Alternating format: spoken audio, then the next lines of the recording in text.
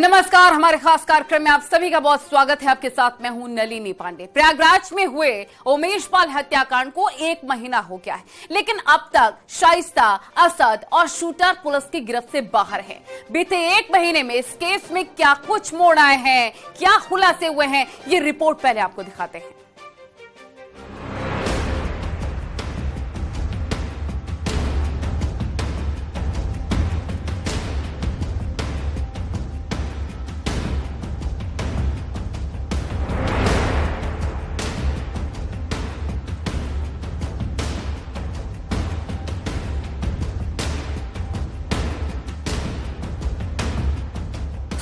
Umesh Pal shoot out कांड के 1 महीने पूरे हो गए हैं। 24 फरवरी को कोर्ट से लौटने के बाद घर के सामने उमेश पाल पर बम से और गोलियों से हमला कर उन्हें मौत के घाट उतार दिया गया था और इस वारदात में 2 सरकारी गनर भी मारे गए थे।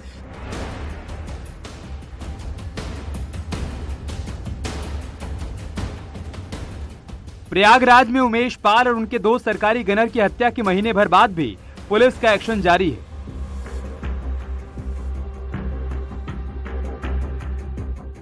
शूटर्स की तलाश में छापेमारी का दायरा बढ़ गया है, जो 7 राज्यों तक फैल गया।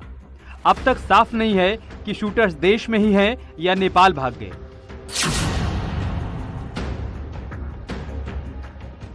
यूपी पुलिस को शक है कि शूटर्स महाराष्ट्र, पश्चिम बंगाल, बिहार, झारखंड, उत्तराखंड, पंजाब और दिल्ली में कहीं छिपे हो सकते हैं। पुलिस के मुताबिक ये लगातार लोकेशन बदल रहे हैं, बातचीत करने के लिए व्हाट्सएप कॉल का इस्तेमाल कर रहे हैं। अतीक अहमद के ड्राइवर कैश अहमद से पूछताछ में भी कई अहम खुलासे हुए।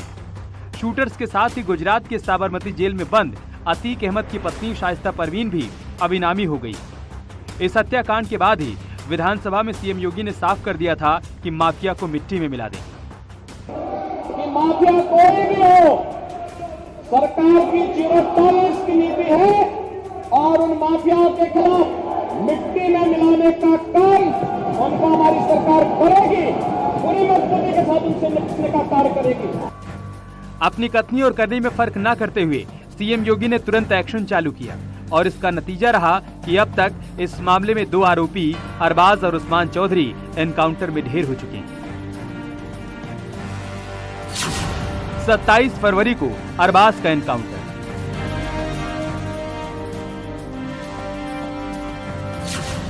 6 मार्च को उस्मान चौधरी मुठभेड़ में ढेर।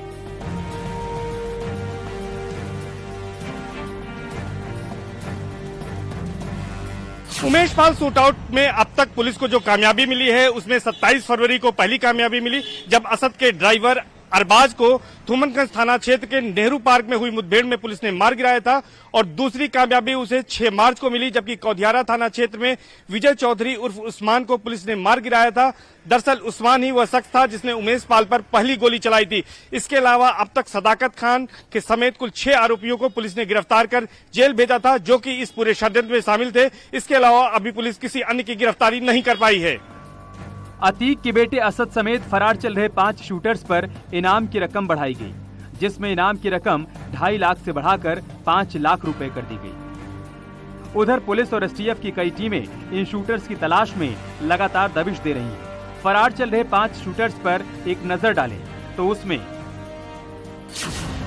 असद, अतीक का बेटा, इनाम 5 लाख, अरमान, इनाम 5 लाख, मोहम्मद गुलाम, इनाम 5 लाख, गुड्डू मुस्लिम, बमबाज, इनाम 5 लाख, साबिर, शूटर, इनाम 5 लाख। उमेश पाल हत्याकांड को अंजाम देने वाले 5 अभियुक्त प्रयागराज जिले के रहने वाले हैं। कानून का शिकंजा कसने लगा तो राज भी बाहर आने लगे और इसी दौरान खुलासा हुआ माफिया अतीक की पत्नी शाइस्ता भी इस हत्याकांड की साजिश में शामिल थी। शाइस्ता की फरारी के बाद पुलिस ने उस पर भी 25,000 रुपए का इनाम घोषित किया।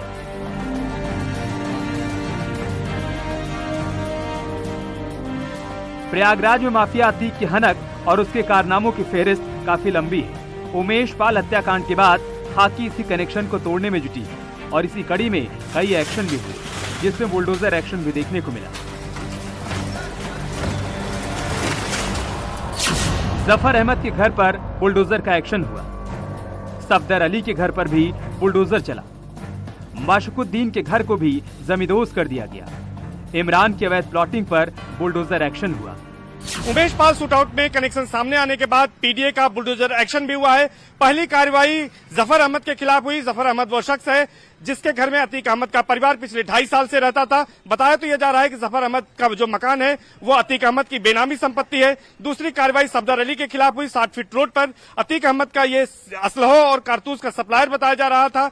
तीसरी कार्रवाई माशुकुद्दीन के खिलाफ हुई। यह अतीक अहमद का फाइनेंसर बताया जा रहा है। माशुकुद्दीन प्रधान काफी दबदबे वाला था, उसके खिलाफ भी कार्रवाई की गई और इस केस से जुड़े एक शूटर मोहम्मद गुलाम के भी अवैध मकान को रसूलाबाद में पीडीए के बुलडोजर ने ध्वस्त कर दिया है। इसके साथ ही साथ एक बड़ी कार्रवाई अतीक अहमद के साढ़ू के अहमद सिटी पर की गई।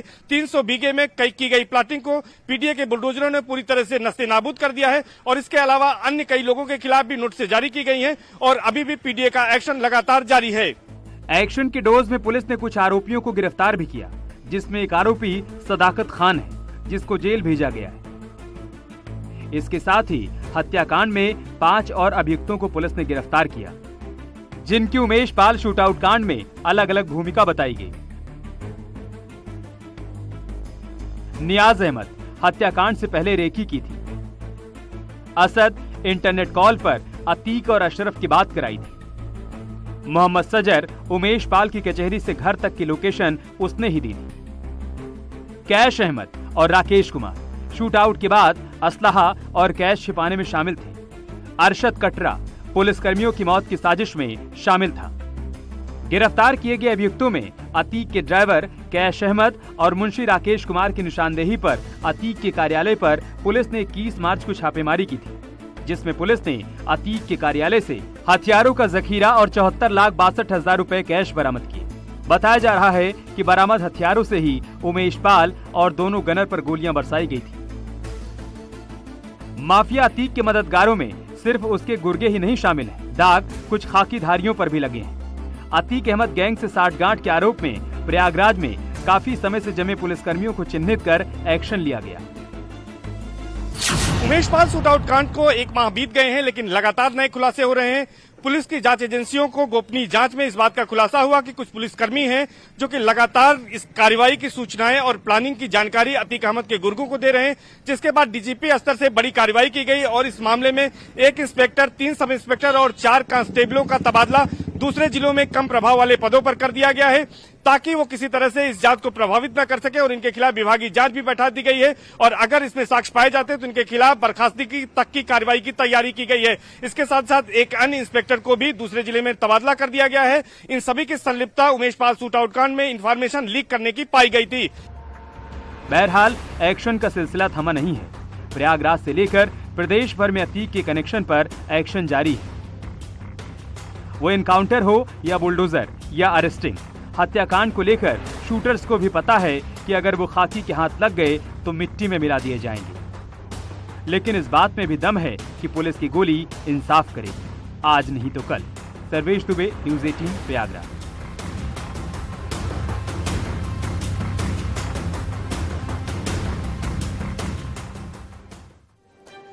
तो प्रयागराज शूटआउट की सबसे बड़े मिस्ट्री बने हैं शूटर, जो अभी तक पुलिस की गिरफ्त से दूर हैं। और इन सभी शूटर के इतिहास को विस्तार से समझेंगे और इसके साथ ही शूटआउट में शामिल रहे असद और सदाकत खान के किरदार की भी बात होगी। इस रिपोर्ट में देखिए।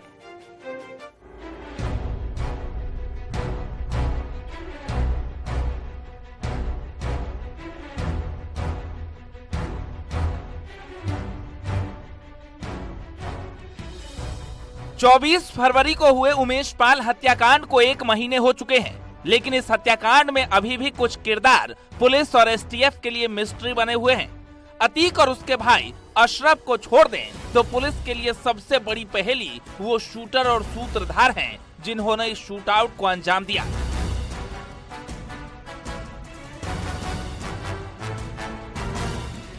सवाल ये कि 7 किरदार कब होंगे गिरफ्तार। मोहम्मद असद, अतीक का बेटा, अरबाज, अतीक का ड्राइवर जो एनकाउंटर में मारा गया। गुड्डू मुस्लिम, अतीक का बमबाज। गुलाम, अतीक का शूटर। शाबिर, अतीक का शूटर। सदाकत खान, साजिशकर्ता।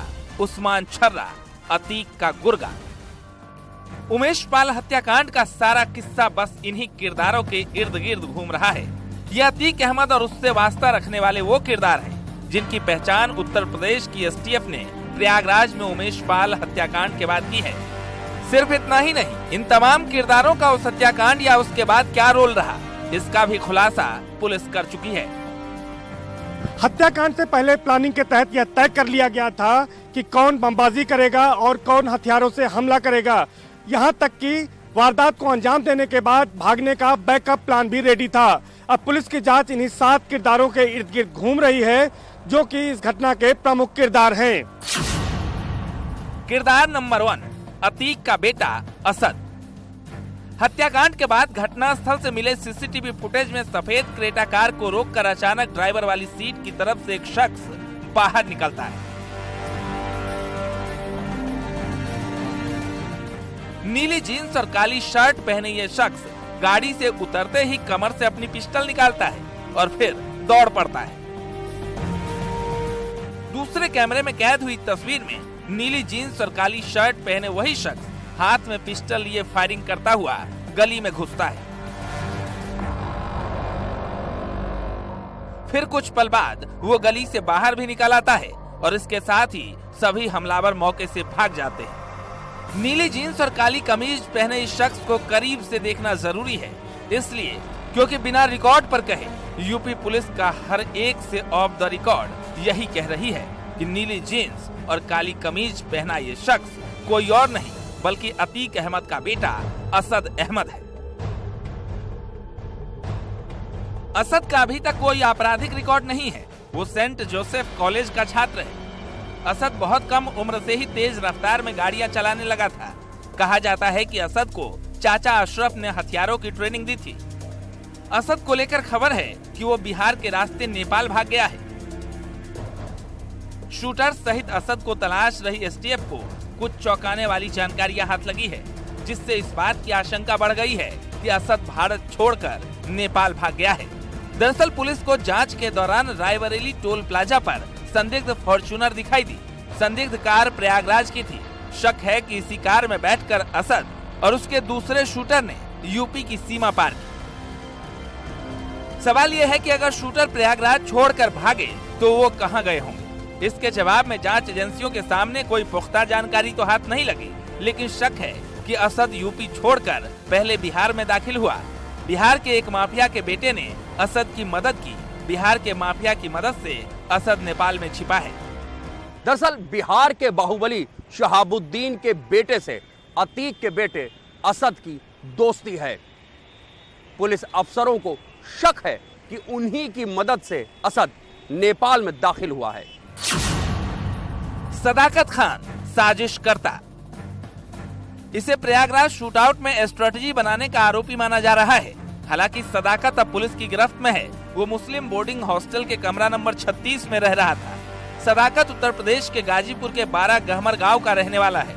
27 साल के सदाकत ने पुलिस पर हाईकोर्ट का वकील होने की धौंस जमाने की कोशिश की थी, लेकिन जब पुलिस ने उसके कमरा नंबर 36 में तलाशी ली तो इस हत्याकांड से जुड़े कई सबूत पुलिस के हाथ लगे, जिसके बाद उसे गिरफ्तार कर लिया गया था। मुस्लिम बोर्डिंग में रहने वाले गाजीपुर के सदाकत खान ने छात्र राजनीति शुरू की। उसे शौक था कि उसका बड़े बड़े लोगों के साथ उठना बैठना हो। इस बीच मुस्लिम हॉस्टल आने वाले मोहम्मद गुलाम से उसका मेलजोल बढ़ा और मोहम्मद गुलाम ने उसका परिचय अतीक अहमद गैंग से कराया। धीरे धीरे सदाकत खान अतीक अहमद और अशरफ के बेहद करीब पहुंच गया। साबरमती जेल में उमेश को खत्म करने का निर्णय लिया गया। इसको अमली जामा पहनाने के लिए मुस्लिम बोर्डिंग हॉस्टल में सदाकत खान के कमरे को चुना गया। कई बैठकें की गई। कुछ बैठकों में अतीक और अशरफ भी व्हाट्सएप कॉल के जरिए शामिल हुए। उमेश को खत्म करने की तारीख तय हुई तो सदाकत 22 फरवरी की रात में यहाँ से गाजीपुर के लिए निकल गया, जहाँ वो 24 फरवरी की शाम तक रहा। शाम को जैसे ही उमेश हत्याकांड की सीसीटीवी फुटेज, शूटरों के फोटो वायरल हुए, सदाकत के व्हाट्सएप पर आ गए। उसने गुड्डू मुस्लिम, गुलाम, अरमान, असद और साबिर तो खुले चेहरे में गोली चलाते देखा तो समझ गया अब वो बच नहीं सकता।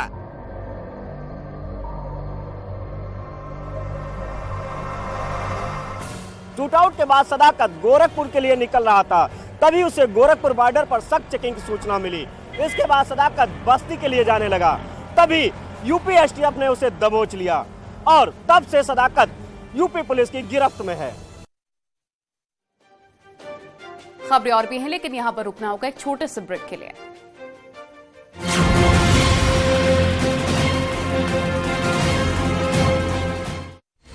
हेडलाइन